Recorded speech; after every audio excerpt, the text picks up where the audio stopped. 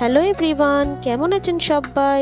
তো রূপা রকমারি ব্লগ চ্যানেলে সবাইকে ওয়েলকাম জানিয়ে আমি আজকে আরও একটা নতুন ব্লগ নিয়ে চলে এসেছি। তো আগের দিন যে ব্লগটা নিয়েছিলাম তাতে আমি আগের দিনই বলেছিলাম যে আমি বিষ্ণুপুরে আছি।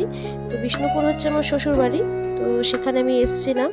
তো সেইখানে থাকলে আমার ঘোরা বেড়ানোর একটু ভালোই হয়, কারণ ঘুরতে বেড়াতে তো সবাই ভালোবাসে, সেরকম আমিও ভালোবাসি।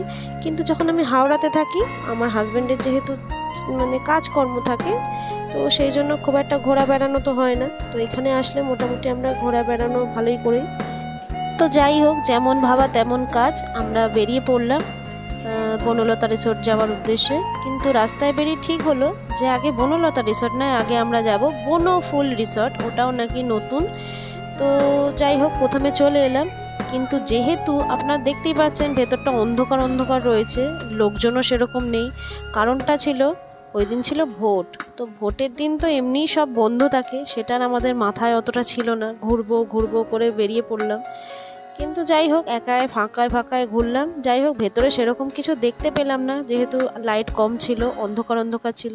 যাই হোক, পুলটুকু দেখতে পেয়েছি। আর পুলে দেখুন বাচ্চারা কিরম আনন্দ করলো, ছবি তুললো, এই আর কি। আর এইখানে দেখুন একটা কিরম কুকুর রাখা আছে।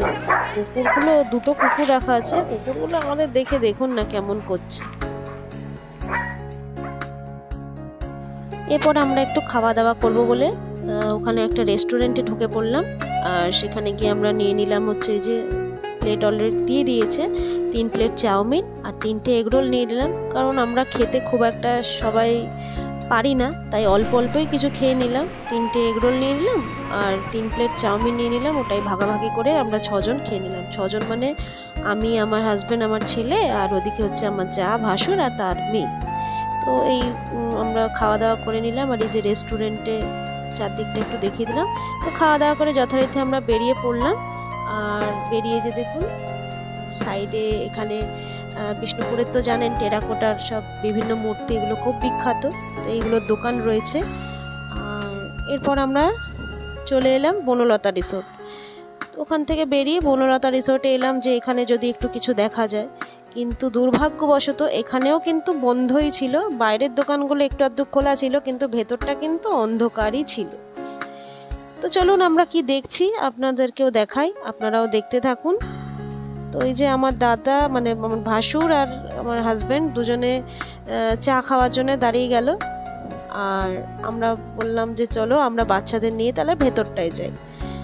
তো যেমন ভাবা আমরা বেরিয়ে চললাম, ভেতরটায় যাচ্ছি।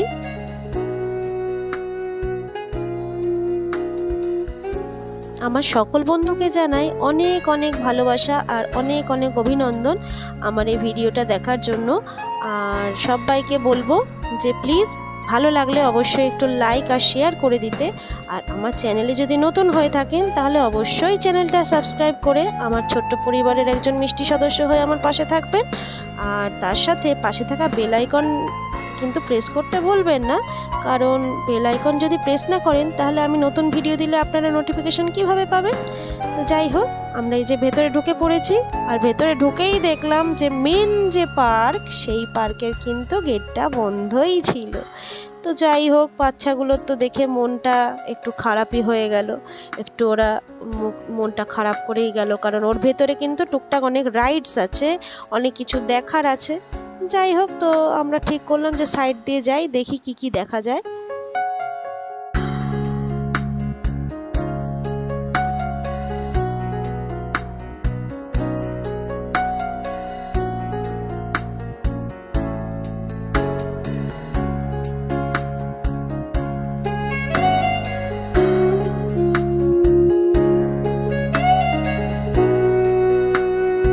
সাইড দিয়ে দেখুন কি সুন্দর গাছগুলো বসানো রয়েছে।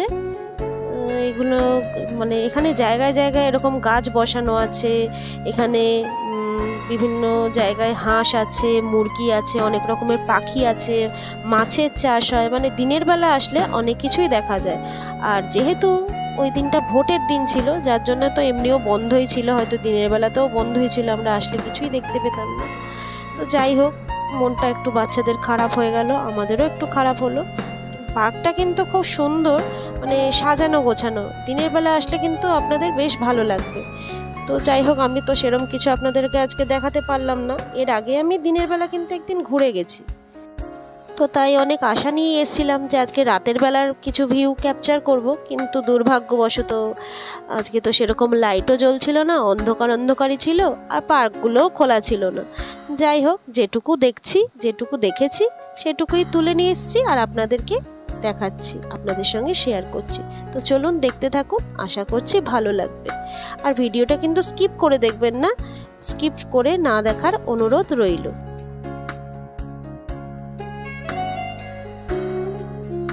এর ভেতরে কিন্তু ঘোড়ার গাড়ি চড়ারও ব্যবস্থা রয়েছে, অর্থাৎ এখানে কিন্তু ঘোড়ার গাড়ি আছে, মানে বেশ সাজিয়ে গুছিয়ে ঘোড়ার গাড়ি রয়েছে। তো আজকে তো দেখাতে পারলাম না, যেহেতু সব কিছুই বন্ধ আছে, ঘোড়ার গাড়িও তাই অন্ধকারে দেখতে পেলাম না। আমার ছেলে তো খুব ইচ্ছা নিয়ে এসেছিল যে ঘোড়ার গাড়ি চড়বে, কিন্তু ওর সেই ইচ্ছাটাও অপূরণই রইল।